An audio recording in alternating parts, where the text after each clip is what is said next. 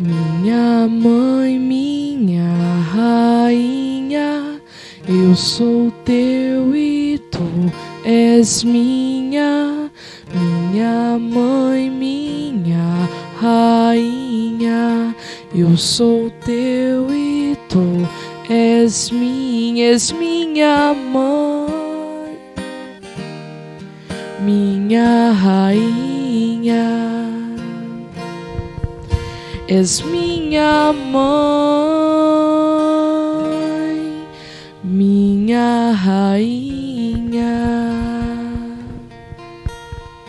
Que toda a terra se proste diante de vós, ó Deus, e cante louvores ao vosso nome, Deus Altíssimo. Irmãos e irmãs em Cristo, bom dia a todos. Sejam todos muito bem-vindos ao nosso encontro com a Mãe da Misericórdia desta terça-feira, dia 19 de janeiro, onde estamos vivenciando a segunda semana do tempo comum. Obrigado a você que nos acompanha também através do Facebook e também da nossa página no YouTube, Devotos de Santa Luzia. Louvado seja o nosso Senhor Jesus Cristo e sua amadíssima Mãe. Para sempre sejam louvados. Para darmos início a este nosso encontro com a Mãe da Misericórdia de hoje, convido a todos vocês a nos unirmos como filhos e filhas de Deus através da Santíssima Trindade. Em nome do Pai, do Filho e do Espírito Santo. Amém. Peçamos também a força que emana do Espírito Santo de Deus, para que com os seus dons nós sejamos fortalecidos na nossa caminhada de fé e de anunciadores da palavra de Deus neste mundo em que vivemos. Rezemos juntos. Vinde, Espírito Santo, vinde por meio da poderosa intercessão do coração imaculado de Maria, vossa amadíssima esposa. Amém. A liturgia desta terça-feira, da segunda semana do tempo comum, nos traz no Evangelho de Marcos, capítulo 2, versículos 23 a 28, a narrativa de mais um acontecimento que nos falará sobre o sábado e suas leis na época em que Jesus viveu. As leis de Deus não oprimem o homem, e sim vêm para libertar o homem. É necessário que o homem entenda a lei em sua essência e não na sua conveniência. Irmãos e irmãs, vamos juntos ouvir o Evangelho. Evangelho de Jesus Cristo segundo Marcos. Certo sábado, Jesus estava passando pelas plantações de trigo e os discípulos começaram a abrir caminho, arrancando espigas. Os fariseus disseram então a Jesus: Olha, por que eles fazem no dia de sábado o que não é permitido? Ele respondeu: Nunca lestes o que fez Davi quando passou necessidade e teve fome, e seus companheiros também? Ele entrou na casa de Deus, no tempo em que Abiatar era sumo sacerdote, comeu os pães da oferenda, que só os sacerdotes podem comer, e ainda os deu aos seus companheiros. E acrescentou: O sábado foi feito para o homem, e não o homem para o sábado. Deste modo, o Filho do Homem é Senhor também do sábado. Palavra da salvação. Glória a vós, Senhor. Neste trecho do Evangelho nós vemos novamente a insistência dos judeus, dos fariseus, de pegarem Jesus com suas ciladas, com suas interrogações, com suas perguntas maldosas, para que Jesus, de certa forma, viesse a descumprir as leis ou viesse se tornar um contraventor, viesse se tornar um rebelde em referência às leis daquela época, e assim achassem um motivo para prendê-lo e para matá-lo, né? Porque Jesus estava realmente incomodando as autoridades daquela época. neste evangelho de hoje, vemos novamente ser abordado aqui a questão da lei do sábado, né? A lei daquela época, a lei judaica, né? Tinha algumas características únicas de não poder trabalhar, de não poder efetuar algumas atividades, enfim, o homem deveria guardar este sábado de maneira completamente cumprindo o que a lei determinava. Então foi levantada essa questão nesse evangelho, né? E Jesus nos questiona da seguinte forma, assim como questionou aqueles fariseus. No sábado a gente deve simplesmente cumprir as leis ou devemos também fazer o bem que é necessário, né? Fazer aquilo que é preciso para a nossa sobrevivência e a sobrevivência dos nossos irmãos. Os discípulos de Jesus, ao entrarem naquela plantação, estavam com fome. O que eles ali colhiam era para saciar essa fome. E Jesus responde aos fariseus com a passagem onde Davi, também com a permissão de Deus, comeu os pães que eram destinados aos sacerdotes. E Deus não o puniu por isso, porque Davi e o seu povo estavam famintos. E isso tudo se deu também num dia de sábado, onde era costume os pães que eram dados em ofertas nos templos serem trocados. Tiravam aqueles pães da semana e colocavam pães novos. E esses pães que eles tiraram se destinavam ao alimento único e exclusivo dos sacerdotes do templo. No entanto, Deus, em sua misericórdia infinita, reconhecendo a fome e a necessidade do povo que seguia Davi, permitiu que aqueles pães fossem consumidos por eles para matar a sua fome. Lá em Deuteronômio 23, 25, também vamos ver Deus dando a autoridade ao ser humano a colher os frutos que lhes são necessários para o seu sustento, para a sua subsistência.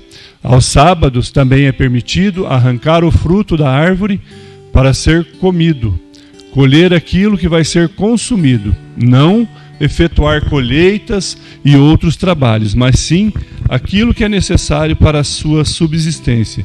E os fariseus, claro, ficavam doidos com a sabedoria e com a objetividade que Jesus sempre expunha as suas respostas e também fazia os seus questionamentos. Jesus também repreende os fariseus porque eles eram muito rígidos e legalistas ao interpretarem a lei, mas não percebiam a necessidade da priorização da vida e da sobrevivência do homem aqui na terra. Então eles achavam que se às vezes a pessoa já vinha a semana inteira passando necessidade, passando até fome, no sábado, se alguém oferecesse alguma coisa para comer, essa pessoa também não deveria comer.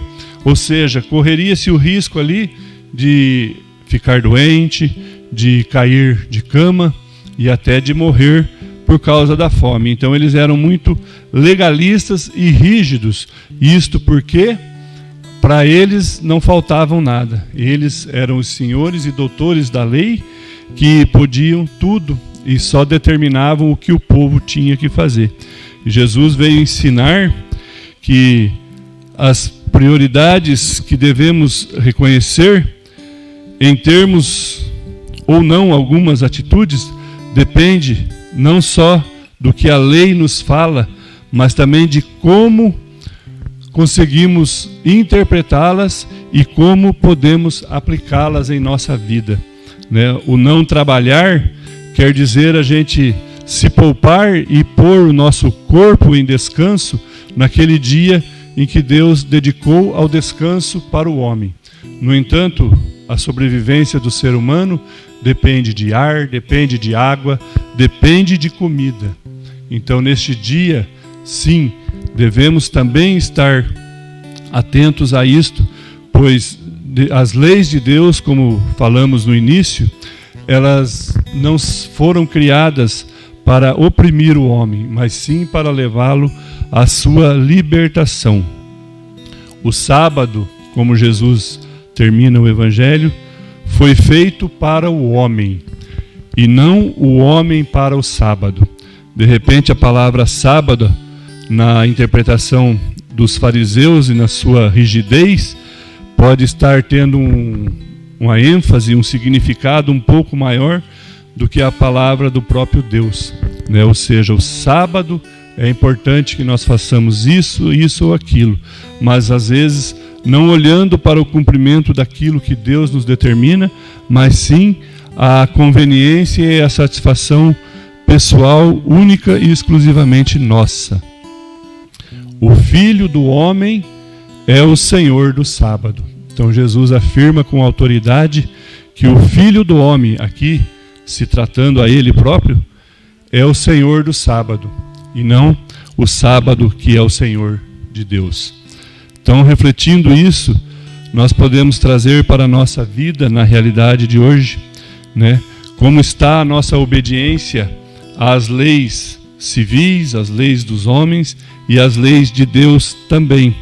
Nós estamos realmente cumprindo as leis de acordo com o amor ao próximo que Jesus veio nos anunciar, nos demonstrar, com o verdadeiro amor a Deus, ou estamos deixando essa coerência de lado e agindo simplesmente na nossa conveniência, naquilo que nos favorece? Jesus quer que a gente reflita sobre as nossas atitudes em relação a nós mesmos, ao nosso próximo e ao cumprimento daquilo que é bom, as nossas boas ações, a nossa disponibilidade em servir e estar sempre pronto a auxiliar os nossos irmãos. Maria, a nossa mãe da misericórdia, foi o exemplo mais fiel de cumprimento da obediência em tudo, na questão das leis e costumes religiosos da sua época. Ela, na sua geração, ela, por entender a necessidade da humanidade em receber Jesus para a sua salvação, ela se propôs até ser submetida a questionamentos sobre a sua pureza virginal, aceitando conceber e dar à luz ao nosso Salvador. Ela foi fiel, ela não se indispôs com nenhuma dúvida em relação àquilo que poderia vir a acontecer pela situação dela conceber virgem uma criança no seu ventre.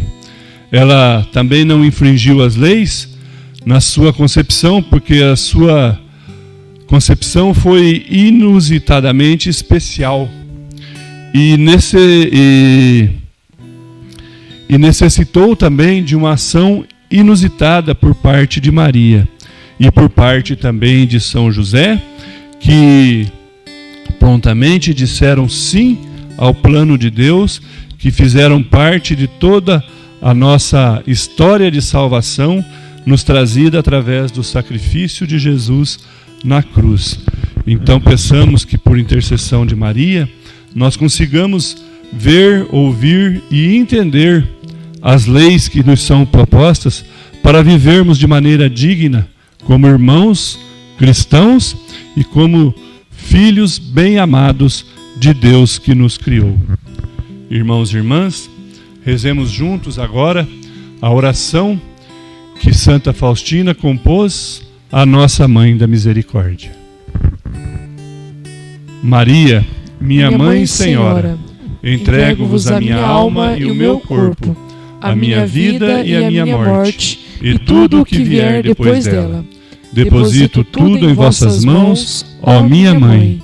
Cobri a minha alma com o vosso manto virginal e concedei-me a graça da pureza do coração, da alma e do corpo.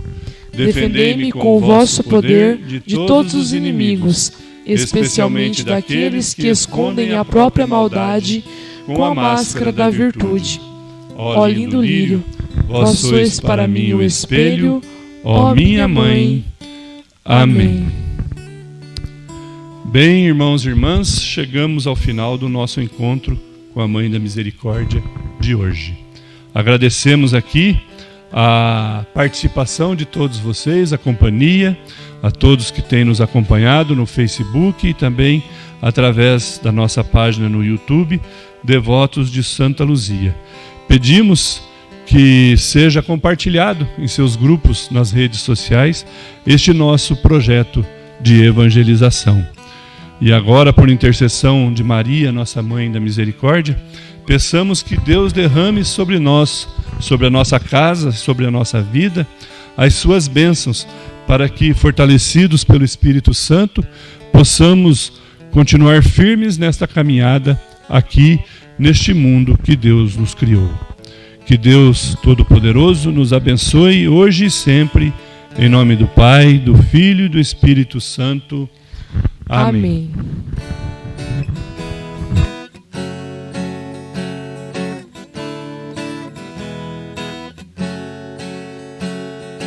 Mãe da misericórdia, Mãe da misericórdia, Mãe da misericórdia, alcança de teu Filho as bênçãos para todos nós. Mãe da misericórdia, Mãe da misericórdia, Mãe da misericórdia, Mãe da misericórdia.